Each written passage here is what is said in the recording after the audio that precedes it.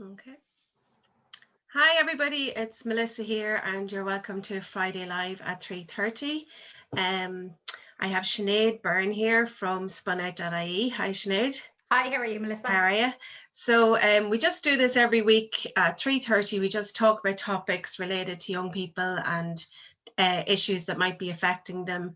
And today I've invited Sinead on. She's from spunout.ie and we're going to talk about social media and young people's mental health, which I'm sure everyone agrees is, very important to talk about. So Sinead, I suppose, thanks very much for coming along first. Thanks for having me. From my home to your home. That's it. And I suppose, just in case people don't know, what is spunout.ie?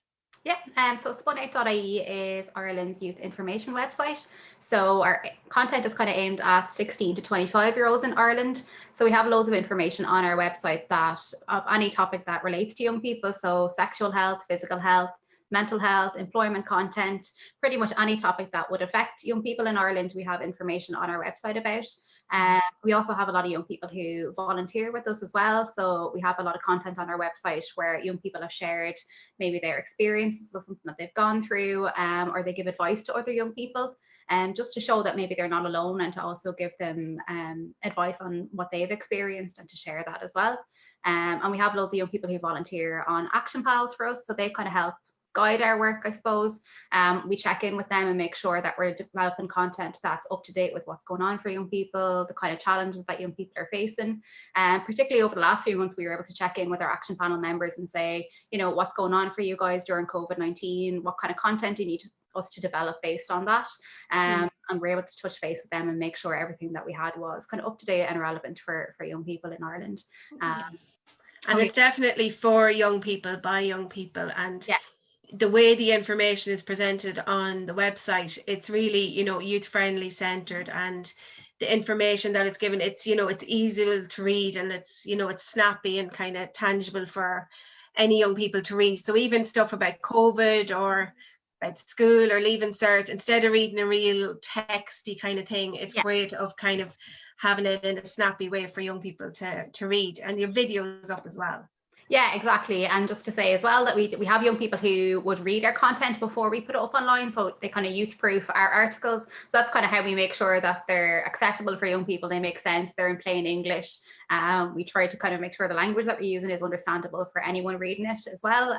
So that's really important to us, that young people understand the content that's up there, and it makes sense to them as well. Cool. And there's something that I'm involved in with spunout.ie, which is our chat service for young people. So do you want to explain what that's about? Yeah, you might know better than me. I might explain it wrong now. You'll have to correct me. So it's a youth information service. So it's basically like an online instant message service, I guess, and it's available from 4 to 8 p.m. on Monday to Friday, where loads of youth information workers around Ireland are online to answer questions that young people might have. So particularly, I suppose, maybe around employment, education, things like that, would be the main kind of queries that the youth information chat would get. I'm sure, Melissa, you have plenty of examples that maybe of questions you've gotten in as well that might be useful. Yeah, like, it can be anything and everything. And I suppose it's like that. If young people have a question, they're not sure about it, or maybe they've read an article on spunout.ie and they still just need a little bit more, something that's more personal to them, they can just log into this chat service and we're there to have a chat with them. And kind of find the information that they need. So yeah, it could be employment, education, their rights, stuff about the leaving cert and the predictive grades. Sometimes they need help looking for apprenticeships, and it's just about us trying to kind of point them in the right direction and give them a bit of help that maybe they don't have somebody to ask, or they're not sure who to ask. And so I suppose to say that there's any amount of questions, or don't be afraid to text in and ask a question, and don't think that it's silly, because it might be something that comes up all the time. And well, we try our best to try and find the answer. Yeah, but we're all youth not an answer, but yeah, no, it is amazing. Yeah, it's an amazing service. I've kind of seen it in use myself, or seen kind of how it works. And it's a brilliant service to have for young people, that you can just go on. And even if you want to ask the question outside of the 4 to 8 p.m., you can go online and ask the question. And once the youth information workers are online, they'll get back to you and be able to get back to your query, or even let you know that they are working on your query as well. So it's a really, really good service to know about. Maybe we can put the link to the YC chat underneath the video as well, so young people know how to access it. Yeah, we definitely will. Great. So we're getting on to now the topic that we came to talk about. So it's social media and young people's mental health. So like, you know, we've all been using the internet, using our phones before COVID. Now we're kind of even worse than we were, you know. So, and young people, obviously, it's such a good tool for them. And like we obviously do realize that there is positives in, you know, social media and having access to internet and information and access to your friends, but it does have an effect on young people's mental health as well. So I just wanted to talk through a few questions that we have. So I suppose, what's the most used social media sites by young people? Yeah, I suppose there's a few that would be kind of the top ones that young people would use. I know from talking to young people themselves, they definitely mentioned Instagram, probably Snapchat, and more recently TikTok, I guess, would be a big one. I know people have told me they've spent hours on TikTok watching loads of different videos, so it tends to be quite a popular one. And if we're looking at kind of research in the area where we've asked young people what kind of sites they use, Jigsaw and UCD did some research that came out last year called the My World survey, and they found that the kind of top 3 sites used by young people aged between 12 and 25 in Ireland were Instagram, Facebook and Snapchat. They tended to be kind of the most popular ones used by young people in Ireland anyway. So I suppose sorry, go on. Yeah, sorry, go on. No, I suppose nowadays TikTok would probably have been in the top 3 as well. But the questions would have been asked in kind of 2018, 2019, where maybe TikTok wasn't as popular. So it didn't feature in the top 3, but probably would this year, I can imagine. Definitely. And do you know like how much time on average are young people on, you know, social media, would you say, or was come up in kind of surveys? Yeah. So I think it's probably pretty hard to kind of gauge how much time we spend online, because I think a lot of us spend time online without realizing how much time we're spending. But again, going back to that research where young people were asked how much time they spent online, majority of young people said they spent 2 hours or more online. About 33% of them said they spent 2 to 3 hours, and another 33% said they spent over 3 hours online. So they just said they spent over 3 hours, not exactly how much time they spent. And then the rest of those were less than 2 hours. So the majority, I guess, tend to spend 2 or more hours online, which is quite a bit of time. And I can imagine that was probably a lot more over the last few months when our movements were restricted and we were using social media to link in with, you know, family and friends, and to keep ourselves entertained as well when we weren't able to go out and about as much. So it would be interesting to see how much time people would say they spent over the last few months, because I'm sure probably a lot more than usual. I know. And even like, including myself in this, so I'm not just saying it's young people or anything like that, you don't actually realize how many times you're checking your phone. Or I know even from being in the youth centre, like the young people's phones are constantly beeping with different Snapchats and stuff, and they're checking them. So, you know, if you added all those together, you know, the amount of time. Be quite big. I did download an app before that let me check how many times I just checked my phone, so just checked even the time or anything.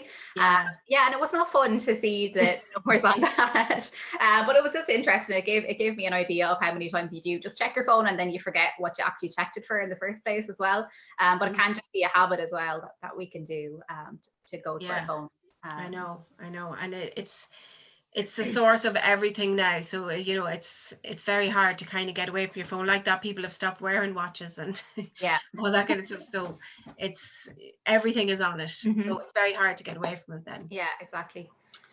So in what ways do you think then, you know, what way is it affecting young people's mental health if we are spending all this time on it, and depending on what content we're looking at? So in what ways have you observed, or from surveys, what way has it been affecting young people's mental health? Yeah, I suppose there has been some kind of research done on the effect it can have on our mental health, and it has been kind of mixed results, I guess. But if we're looking again from the My World survey, that's within an Irish context, they did find links between the amount of time young people spent online and if they experienced feelings of depression or feelings of anxiety. And they found that young people who spent kind of more than 3 hours online tended to report higher levels of feelings of depression or feelings of anxiety. But I guess it's kind of important when we talk about surveys like this that we realize that it doesn't mean that spending time online causes anxiety or causes depression. It just means that there's a link. So potentially, I suppose, when young people are feeling anxious, or if they're maybe feeling a bit sad or a bit down, they turn to social media as a way of coping with that anxiety or coping with that sadness. So I suppose we don't know if it's just that when people feel anxious, they go to their phones, or because they're on their phones or online, they feel anxious. We just know that there's a link there. And I guess as well, kind of there was some stuff around where people spent more time online, they felt less positive about their body image and how they looked as well, compared to those people who spent less time online. So we do know it can have an effect on body image as well. If we are comparing ourselves to those people that we see online with maybe photoshopped images or filtered images, it can make us maybe feel worse about our bodies, and we're trying to live up to this standard of perfection that we see online as well. So I suppose that was most prominent with Instagram, probably, wasn't it? Yeah, I think so. Definitely from talking to young people, they seem to mention that they think Instagram would have the worst impact on their mental health or how they feel about themselves. I guess because it's very picture orientated. That's what you're putting up, that's what you're putting out there to the world. And people do tend to filter them, to Photoshop them, maybe, have them from certain angles and certain lighting. And people, I suppose, forget that as well. They're not really critical about what they see online. So we just accept that that's reality for those people, when in fact a lot of times there's a huge amount of editing gone into those photos. So that can of course have an impact on our body image if we're trying to live up to this standard of perfection that's not actually real, I guess, and that no one actually looks like that in reality as well, but we're trying to strive for that image. So definitely it can have an impact on how we feel about ourselves. Mm-hmm. And is there anything in relation to, like, if we're on social media, we're not talking to people in real life, or yet we are connecting with people? So is there, there's kind of a blur there between, there's the isolation of being on your phone and maybe not talking to the person beside you, but you're talking to somebody in a different country. So, is it good or is it bad? It's hard to know, because it's isolating you maybe from your family or from somebody who's closer, yet social media is about connecting with people as well. Yeah, and I guess the important thing is to have a balance between the two, so that we're not spending all of our time online talking to people online and not actually, as you said, spending time with people who are there beside us. But that you have a balance of the two, that we are able to connect with people online, which is brilliant, that we can connect with the people that we can't see, but we do need to make sure that we're having face-to-face relationships as well. So we're not suppose letting those slide, that we do talk to people in person, and that we're able to kind of balance both sides of things. I suppose if all of our relationships are online, it would probably leave us feeling quite isolated in person. And if we were away from our phones, we'd feel maybe lonely or isolated because we don't have that connection. So I guess it's kind of about trying to balance the two of those things as well. Yeah.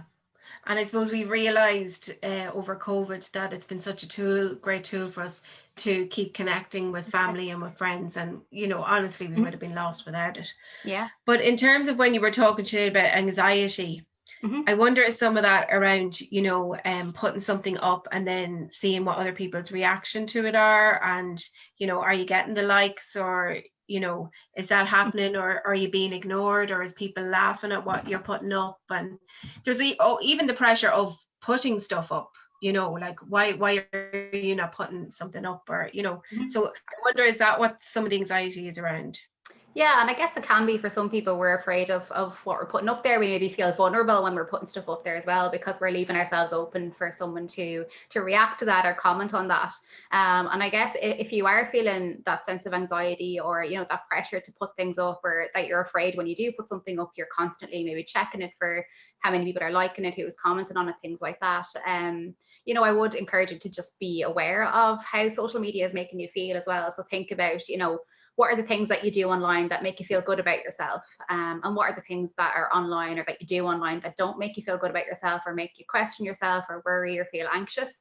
And try and do more of those things that make you feel good. So if it is FaceTime one of your friends or watching funny YouTube videos or, you know, watching TikTok videos, whatever it might be, that we do more of the stuff that makes us feel good, and less of the stuff that makes us feel anxious or worry or, you know, question ourselves a bit more, I guess. So if it is, you know, we are putting pictures up and that's not making us feel good about ourselves, maybe we try to do it a little bit less, or maybe we, I suppose, think about how that makes us feel when we put something up and someone does or doesn't like it, because that's not really a sign of what we're worth. You know, we're still good enough no matter how many likes we get on a photo. So just to remind ourselves of that as well, I think is really important.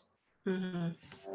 Definitely. And yeah, it's about like that, finding the balance of what you enjoy with social media and what is having a negative effect. Mm-hmm. And like I suppose even we have to maybe talk about bullying a bit, because so, you know, a lot of social media, you know, you can do your bullying through social media, and the whole thing of like probably people like me saying, oh, when we were younger, social media didn't exist. So if something was happening at school, once you got inside your own door, it was over until the next day and your house was a safe place. But because now you have your phone with you, you don't get a break from it, which can be really, really hard.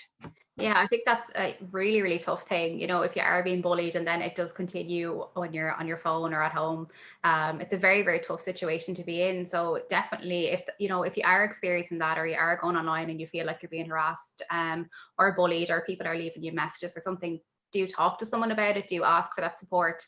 Maybe spending less time on your phone might help as well, because you're not seeing that stuff as much, and you're not, I suppose, giving people the chance to have those negative comments to you. But definitely reaching out and asking for support and talking to someone and saying, look, I'm actually, you know, someone's been leaving these comments or messages, and maybe they can help you out and support you as well. I suppose if you are also seeing maybe inappropriate content, or people are commenting nasty messages on your pictures or whatever it might be, that you do report that as well, and that you do make sure that, you know, those comments can be removed. So I suppose just being aware of those things, and making sure you do reach out and ask for help if you are experiencing anything like that online, because that's not okay, and that's not the reasons why we go online. You know, we go online because we want to connect with people and we want to get that positive side of things. So if we are experiencing the negative side, it's definitely something that we kind of can ask for help with as well. Yeah, definitely. And it's all about reaching out and trying to talk to somebody, and not to kind of hold it in.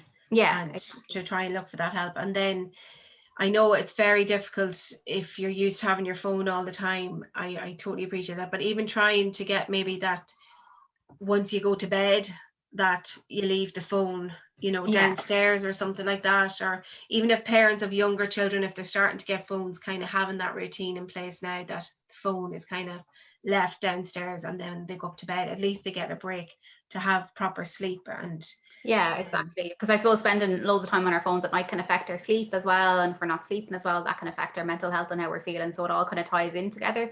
So definitely, I think even, leaving it downstairs if you can, leaving it in another room, or leaving it somewhere away from your bed, so you actually have to get out of bed to go and get it, can just maybe reduce it a little bit as well.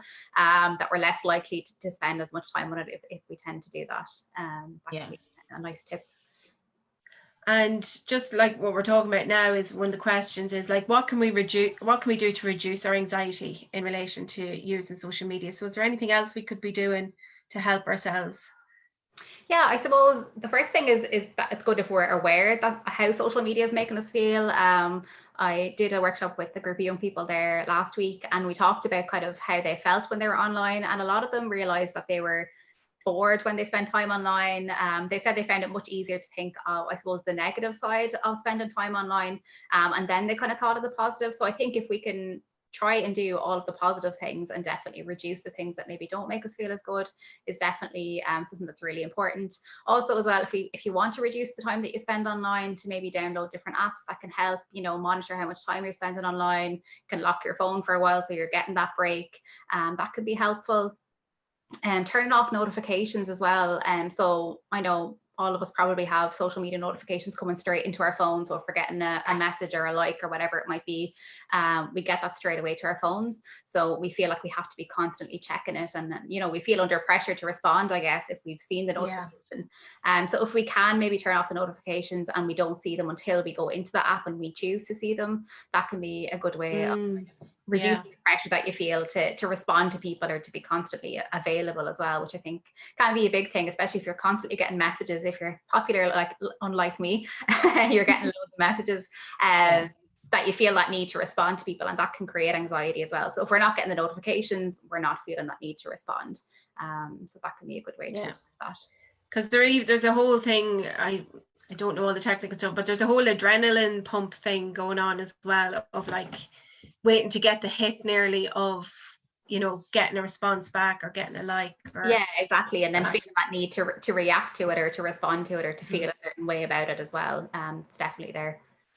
Yeah, and like that, I think a really good one is to turn the notifications off, and like you're saying, which is a really good way of saying it, is that you choose to go into it rather than getting drawn into it. Exactly. You're not feeling the pressure to do that and to go into it. And I know for some people as well, they said that like uninstalling the apps on your phone has helped. So, you know, if you're on Instagram, uninstalling the Instagram app. So instead of, you know, just quickly clicking into it, you have to actually log in to get onto it, and it can reduce the amount of time that you spend because you have to make that extra step to go onto it, I guess. But it does tend to work for some people. So it can be worth a try if you want to reduce your time spent on them. Okay. And then in terms of parents, are there certain do's and don'ts that you would advise with? So just say, you know, somebody's getting a phone for the first time. Is there do's and don'ts for parents that you would try and help the situation for young people? Yeah, I suppose maybe having conversations with your son or daughter about social media, you know, if they are going to be going on it, you know, what platforms are they going to use? How are they going to be using it? And talk to them and make sure that, I suppose, both of you understand the different platforms and how it might affect them as well. Maybe having times, you know, during the day where they're not on their phone, maybe during dinner time, it's like, okay, everyone puts their phones away, or, you know, you're watching TV or you're watching something together, you put away your phones, and maybe having that time that's separate from your phones can be helpful. So I definitely say maybe if you're just starting to get a phone, putting some of those kind of maybe boundaries in place at the start can be helpful, because I guess it's more difficult to do it the longer time goes on and they have a phone and they haven't had those boundaries in place. But I definitely think just talking about it and having open conversations about social media is important, because I suppose we take it for granted that social media is going to be part of our lives and it's there every day. And we sometimes don't talk about it or how it can affect us. So I definitely think, having those conversations, being just open about it as well, and saying, look, obviously there's loads of positives to it, but there can be negatives as well, and making sure young people are aware of that, and just letting them know that you're there to listen and support them if, you know, something does come up online that they're not comfortable with, or there's inappropriate information online that they're seeing, how you can help manage that as well. Mm-hmm. And another big thing, which I'm going to admit to myself, is to practice what we preach. Yes, exactly. Because, you know, if we're saying to our young people or our children, you know, don't be on your phone all the time, and then they see you doing the exact same thing. Yeah. You know, so 100%. it's important that if we're kind of putting boundaries in, that maybe we put them in for ourselves as well. Yeah, I think we're all guilty of that. I know I've done it myself. I'd be on my phone and then I'd be off it and I'd be annoyed because someone else is on their phone beside me, you know, and you kind of forget that as well. But definitely it's important to role model that behavior where we're saying, okay, everyone's putting away their phones for this time, not just you. So yeah, that's definitely a really good point. Yeah. Okay, and is there anything else that we haven't covered that you do want to talk about, Sinead, in terms of young people and their mental health and social media? Not necessarily. I guess just the important thing is that, you know, to remember there are loads of positives to social media. I think we can see the negatives a lot more, but to remember, you know, there is reasons that we use it, and it can be really important for some young people. They can feel more accepted by using social media. They can be creative online. They can have that sense of connection. But if it is having a negative impact, to be aware of that and to do, like, reach out and ask for support if there is something that you're struggling with in terms of spending time online, and to know what supports are out there for you. So I suppose suppose if you are looking for support, there's loads of information on the spunout.ie website about social media and mental health, you know, how to make the internet a positive place to be, how it can affect your relationships, loads of different things like that, which could be really useful to have a look at. And then also, if you do feel like you need support, there's our text service, which is 50808.